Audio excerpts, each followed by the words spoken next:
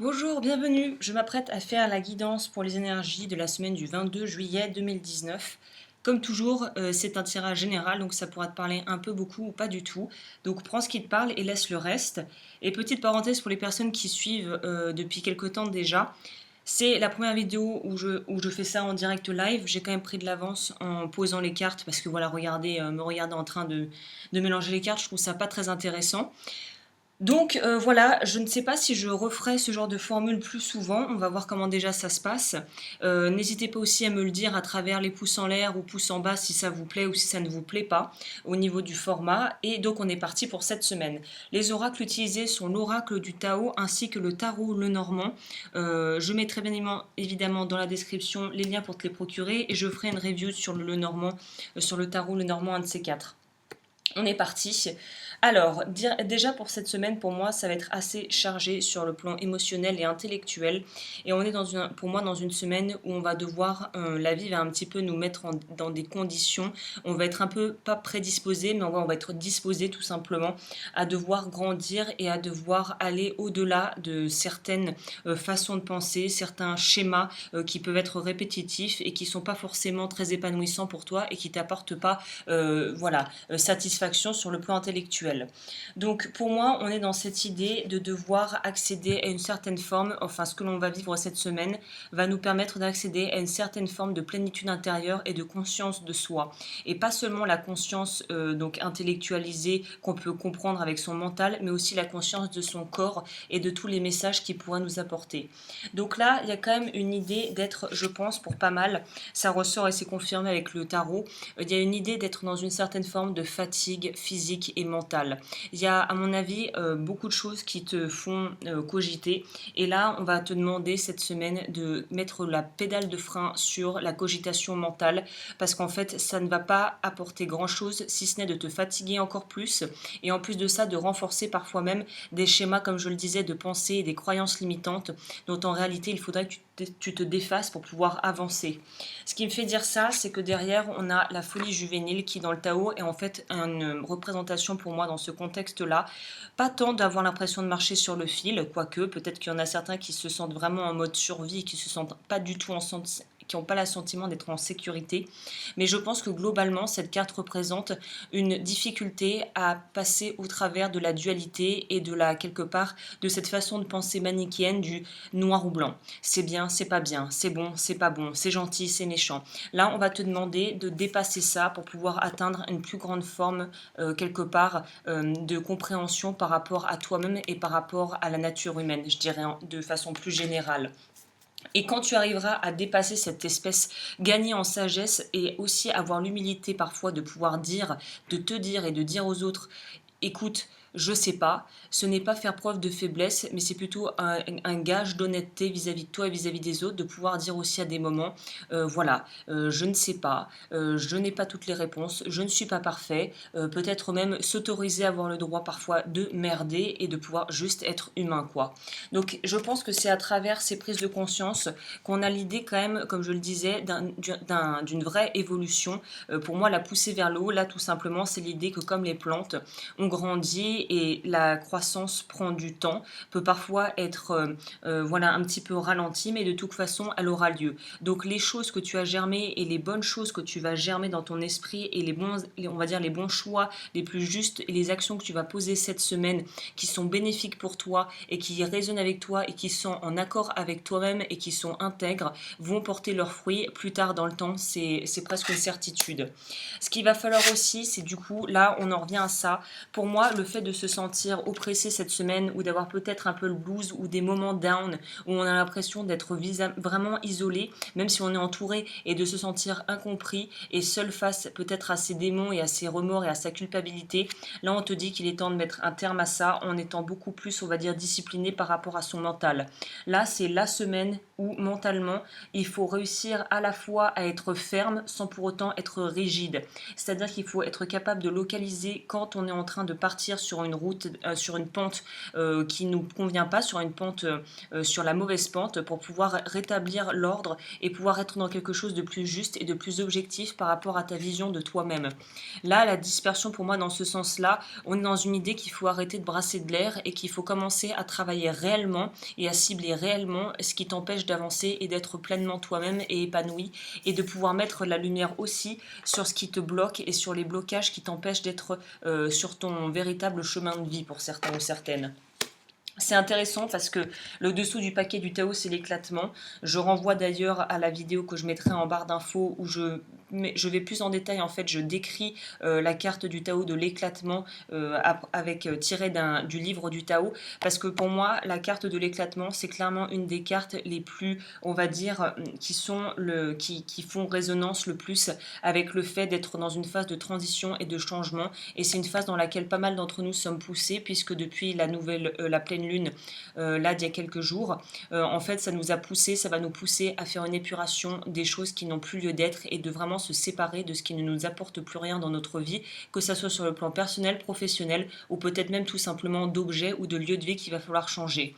Une fois que ce changement aura été fait et que voilà, on aura éliminé ce qui est mort et on aura abandonné les schémas de pensée, les situations et la façon de faire qui nous empêche, qu'on répète un peu comme un automate pour pouvoir aller au-delà des programmes qu'on a implantés dans notre esprit, dans notre cerveau, là on pourra accéder à la paix intérieure et on pourra aussi accéder à cette partie quelque part maternelle, la partie yin qui est en nous. Donc comme toujours je le répète pour ceux qui ne sont pas au fait de ça, le yang et le yin sont indissociables. Le yang c'est la partie masculine, énergie masculine, paternelle on va dire en un sens, et le yin c'est la force créatrice, la force de vie. Et là on te dit qu'à partir du moment où tu arriveras à lâcher tout ce qui t'empêche d'être toi-même, tout ce qui t'empêche d'avancer, et que tu arriveras à faire vraiment un tri sélectif pour pouvoir être dans une certaine forme. Il y a aussi cette idée d'être dans le lâcher-prise, à savoir de ne pas vouloir se rattacher vraiment s'agripper aux branches par rapport à des situations qui en fait sont devenues obsolètes. À partir du moment où tu auras réussi à faire ce travail de lâcher-prise, tu pourras accéder à une forme de plénitude et de paix intérieure qui se rejoint très bien, d'ailleurs même au niveau des coloris, avec la carte de la vérité intérieure qui est une certaine forme de, on va dire, de connaissance de soi accrue et aussi je dirais, de bienveillance et de non-jugement, de non-dualité. On est dans une non-binarité, on arrête de penser en termes de bien, pas bien, de mauvais, bon. On arrive à passer au-delà de ça et d'être beaucoup plus, on va dire, entier et d'accepter les choses dans leur entièreté. Donc voilà ce que je vois par rapport au Tao. Donc moi je vois des choses très belles qui pourraient être découlées d'ici la fin de semaine, ou en tout cas ce que tu vas pouvoir mettre en place cette semaine pourra être peut-être porteuse sur le long terme, sur du plus long terme on va dire. Ok, maintenant si on passe au tarot en lui-même, pour moi, alors là je préviens, vu qu'en fait c'est pour ça que j'aime bien ce tarot et c'est pour ça que j'expliquerai un peu plus peut-être pour les personnes qui veulent voir les cartes de manière complète. Je me base autant sur le tarot et en même temps je me base aussi sur l'imagerie pictorale du Lenormand. Donc voilà, moi je fais ma propre interprétation et j'y vais au feeling. Hein. Donc moi, quand je te dis ça, parce que pour moi, la Verge dans le petit Lenormand, qui en plus est arrivé à l'envers, là de ce côté-là, c'est pour moi une fatigue, un épuisement, et avec la reine d'épée, pour moi, on est sur un épuisement qui est d'ordre mental. On a une difficulté à lâcher des choses, et en fait, le fait d'avoir cette difficulté à lâcher prise et à vouloir à tout prix, l'ego adore s'agripper à ce qu'il connaît. Par définition, on a souvent peur de l'inconnu, justement. C'est pour cette raison que là, il va être très important de maîtriser, c'est pas tant maîtriser, mais c'est plutôt d'arriver à lâcher et à pouvoir faire des activités qui vont nous permettre de très clairement se vider la tête ou de rentrer dans un état peut-être de méditation méditatif qui permet de calmer et tempérer le mental. Il y a aussi un besoin émotionnel qui, à mon avis, n'est pas équilibré, qui n'est pas vraiment satisfait. Et cette semaine, c'est quelque chose qui serait peut-être bien de pouvoir satisfaire, du coup, en étant plus dans le partage avec les autres, peut-être aussi dans une certaine forme de vulnérabilité, sans pour autant, voilà, tu n'as pas à partager tout avec n'importe qui, mais s'il y a des personnes autour de toi que tu sens réceptives, qui pourraient comprendre, peut-être qu'il est temps de partager avec eux des choses et ça pourrait faire grandir votre relation et vos liens et renforcer les liens justement.